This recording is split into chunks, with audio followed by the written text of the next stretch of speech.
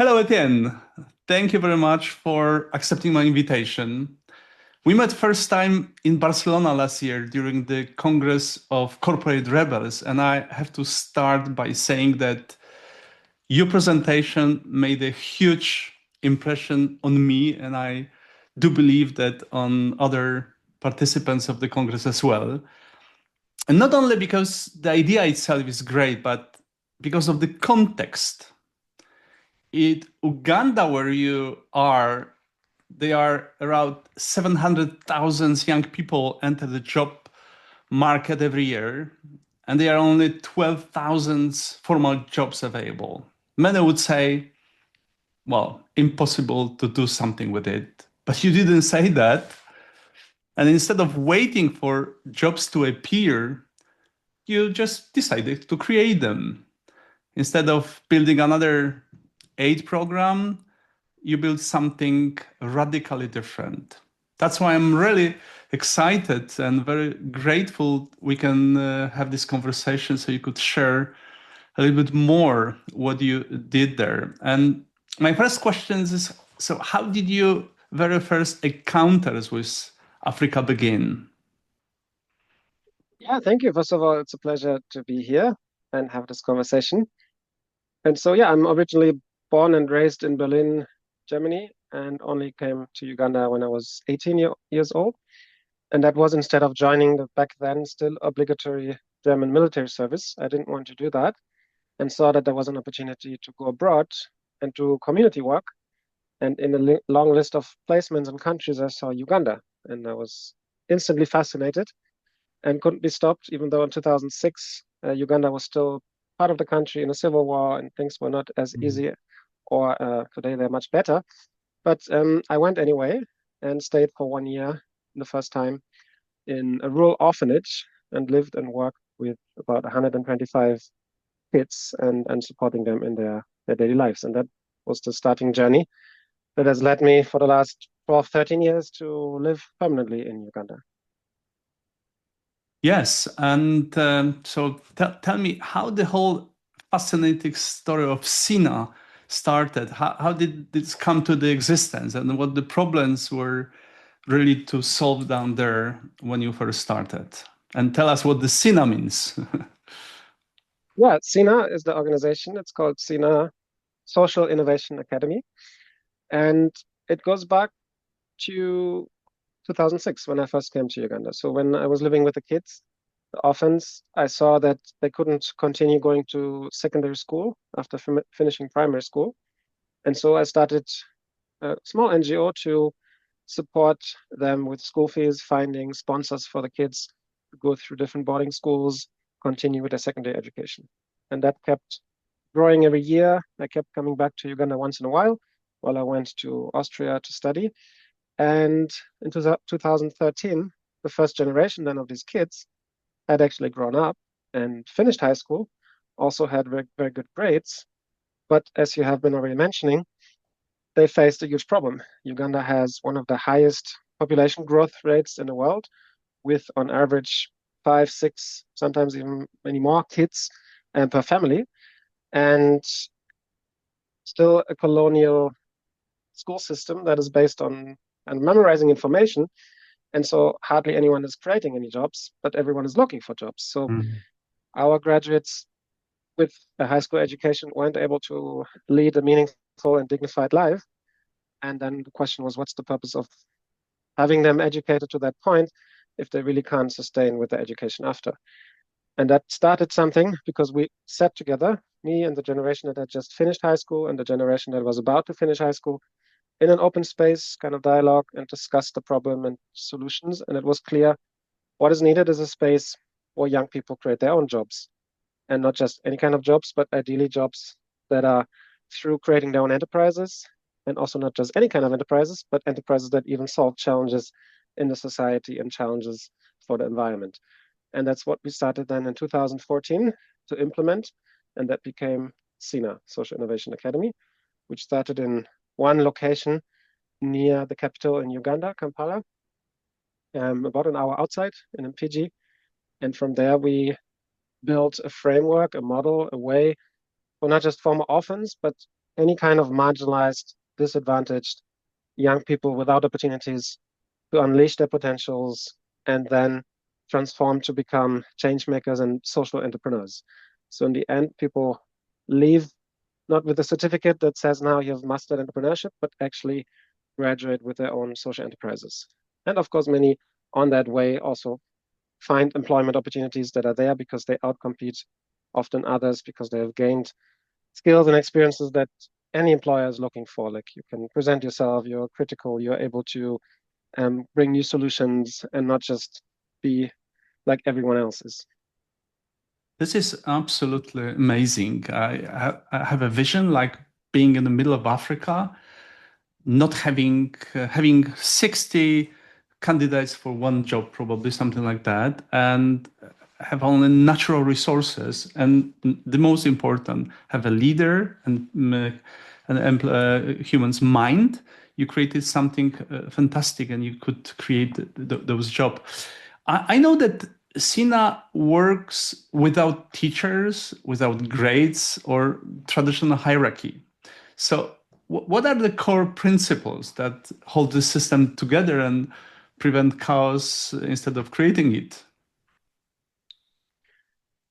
Yeah, so when we first started, we realized one thing is people have to find and create their own solutions. We cannot, and because if you want to create a business or you want to create change in the world, there's no solution yet. You are creating it. So also in an educational system, we shouldn't enforce people this is the right answer, but let them find their own answer, and that might be different than the answer I had in mind.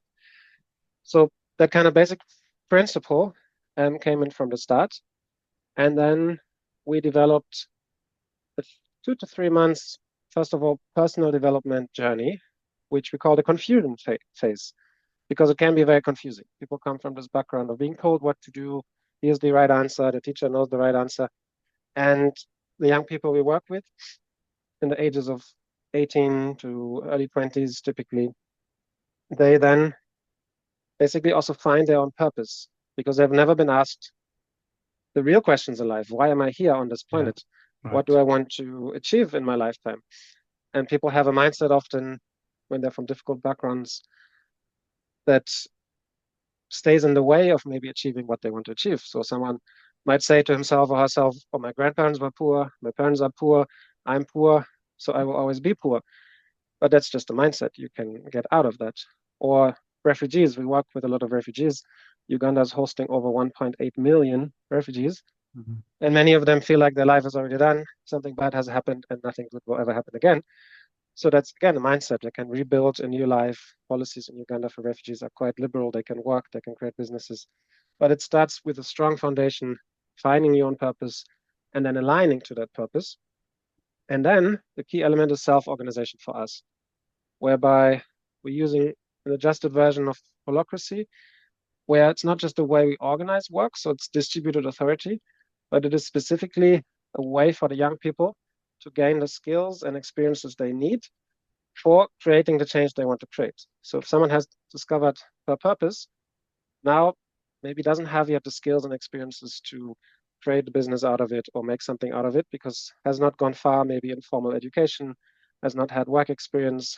And Sina gives her the space to take up small roles and grow into ever bigger roles and bigger roles and bigger roles. Through that, the person finds the roles that align best to where he or she wants to be, but it also runs the organization. So the Sina community basically has about 50 to 100 people. And right now we have actually 23 Sina communities in 9 countries. So it has already been replicated by some of the beneficiaries in many more places. And in each place, it's the local community owning and running the place, which is key. And everyone takes up roles and responsibilities and grows through that personally. But also basically it means that there's no staff. Keeps the running costs very, very low because everyone is involved from the training to the accounting to the logistics, whatever is needed. It is basically the students that run everything. And we call that whole system free responsibility. Yes, I was gonna, yeah. Freedom and responsibility. I was gonna ask about this great definition of responsibility. So freedom combined with responsibility. So tell us, what does it mean in practice, and what do organizations most often misunderstood about the freedom of the work? Yeah, of course, if we are not free, then there's not many good things that we are likely to do because we're restricted. But also, if we are doing anything and we are not being responsible, then it's highly likely that we are going to cause a lot of suffering or bad things in the world. You can see many companies, maybe if it is economically more viable to even dump toxic waste into the environment, the company might do it because it's more profitable and they care more about that than about being responsible. So free responsibility, that's why it is one word, it's together, not. And in daily practice in Sina, it's kind of a philosophy that goes everywhere. So first of all, we ask the students, what's your purpose, or they find it, and then they take up roles and responsibilities that help them to get to where they want to be. So they're free to choose where they want to be. But in those roles, they are responsible. Through holacracy, there's clear definitions. This is the purpose of the role. These are the accountabilities. And everyone else will hold that person accountable. And if the person does the role well, will get invited to another role, a bigger role, will get in charge of potentially budgets, bigger decisions, grows and earns more and more the skills and experiences that also the person needs in their own enterprise later. So for example, in the main Sina community which you see in the background also, where everything started, it's on top of a hill, and we've always had challenges with water. There's no running water, so we collect rainwater, which in 2 rainy seasons every year is no problem. We have enough water. But then in the dry seasons, it always runs out. So there's a role that's in charge of basically providing water for everyone, or making sure that water is there for everyone, and has to find new solutions and plan and see how much is available. Should we ration it? Should we do something else? How do we do it if there's no water? And so has to deal with also the consequences. If there's no water, up to 100 people run to that person like, I need water, right? So has to face also those consequences. So it's real. But the people grow and learn through that, and that prepares them for their own enterprises later. In Europe, I think generally in the world, there is an issue of low engagement of employee. The Gallup made a report January last year. It was showing really very, very low results, sometimes like 1 digit. And looking at the Sina graduates who creates businesses and jobs for others, what builds this real engagement and ownership in people, especially those who come from sometimes very difficult backgrounds? Yeah, in my opinion, and the experiences we've had, I would say low engagement is almost always the root cause of that is that the person and the work they're doing is not aligned. There's no purpose alignment. That's why we start also with helping people to find their purpose. Because if you know why you're there, why you're doing it, and there will always be roles or tasks that are maybe not as fun, or they are just something that you have to do to get to where you want to be, but that's part of life, right? So also if you have a child, no one really likes changing diapers, but you do it because you love the baby, right? So you do those roles, even though maybe they're not the most fun roles, because you see the bigger picture, you know the purpose, and you love the organization or the purpose that you're in. And of course, then you get a lot of joy from most of the work. So it is always a question of the purpose alignment. Can people be in the roles and the tasks and the daily operations that gives them fulfillment and meaning and purpose, and then everything else will follow. Then performance probably is not going to be a big issue because the person loves what they do. If you love what you do, it doesn't feel like work. And so that's, I think, in Sina not a big problem because we start from that purpose alignment. When you love what you do, you don't spend a single day in the work. Some people say. I have to confirm that because I love what I do. It's like an addiction. I mean, I don't think about the work when I run workshops for leaders. In this model, the role of leader looks very different from the classic one. And how do you personally define the leadership today based on what you have learned in Sina? So what's the major role of leader today? Yeah, so first of all, it starts with leading yourself, because we have to start with ourselves. We want to create change in the world, also start with ourselves, right? And from there we can grow out. So first of all, it's about leading yourself. There's a lot of challenges that we have to overcome, maybe limiting beliefs talked about, but also other things that maybe hold us back, and discipline and self-discipline, and ways that we can be the best possible version of ourselves. And then in that way, there's naturally followers, because also in a self-organized system, it's all distributed. So in Sina, everyone is a leader and a follower, depending on the role, depending on the task, depending on what it is. Sometimes you're the leader, sometimes you're the follower. But collectively, the system, because then it's a system, kind of evolves and moves forward. And it's much more like a natural ecosystem. A forest doesn't have a leader, but it's all interconnected, supporting each other, finding ways to even work against diseases or other things that can be harmful to the ecosystem without anyone steering it, directing it. So leadership in Sina is much more, first of all, on yourself, lead yourself to the best possible version of yourself. And then you're a leader and a follower, and you will be sometimes in charge making decisions, and sometimes you follow others in their areas of expertise to do the same, and you trust each other and you hold each other accountable. Yes. So coming to the end of our conversation, if you would had to give 3 specific recommendations to the business leader organization or organizations in Europe who want to be more engaged, more accountable, or having more initiatives from their people, what would you tell them to start doing or stop doing?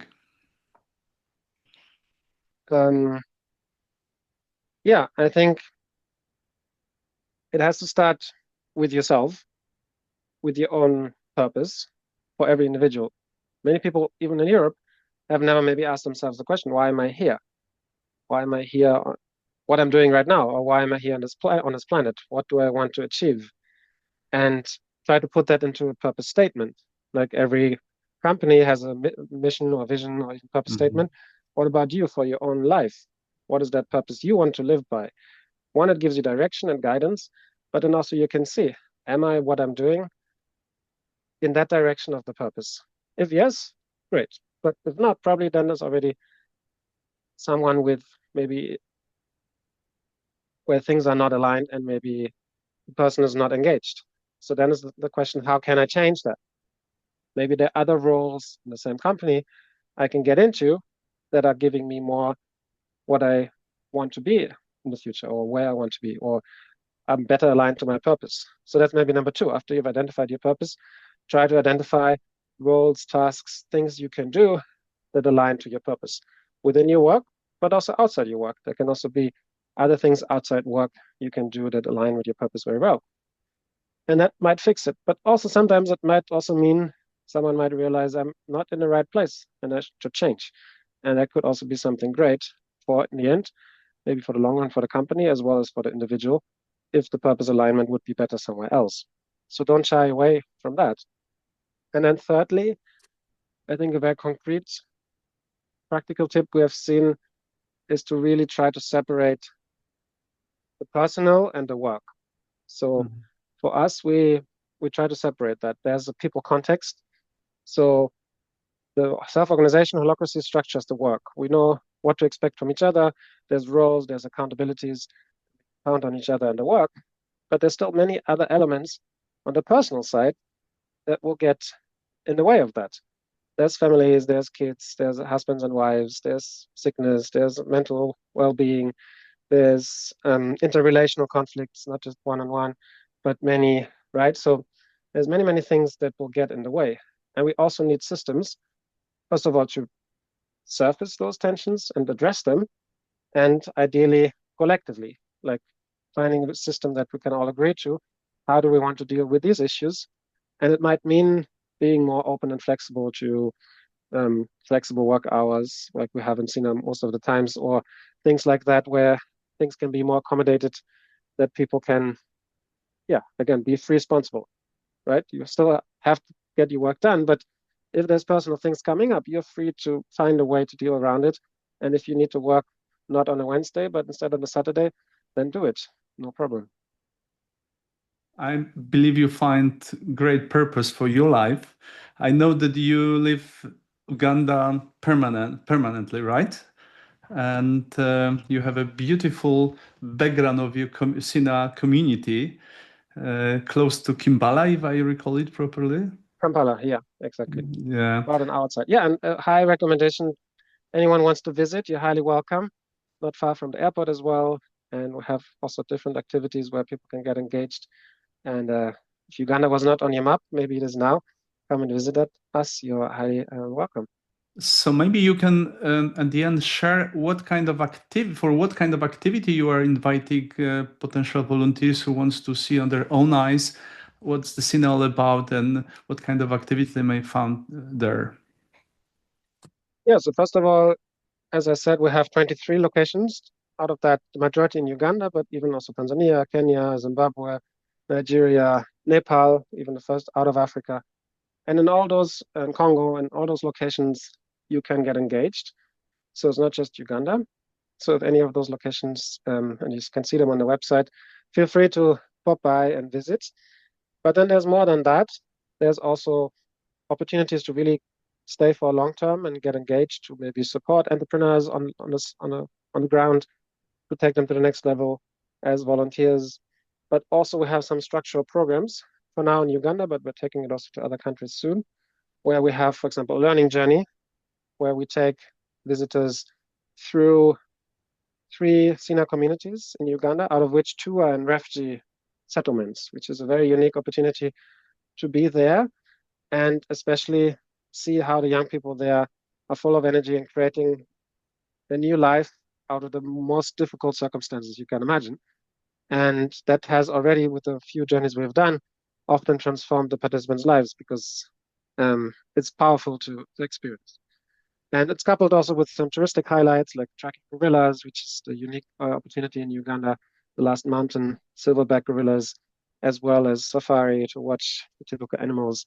That's also there. But then also we have more entrepreneurship experiences to join us for a boot camp with about 8 to 10 teams who are driving to the next level to get their business up and running, so very early stage. And there we match them with an international participant who often has maybe also an entrepreneurship background or very specific expertise.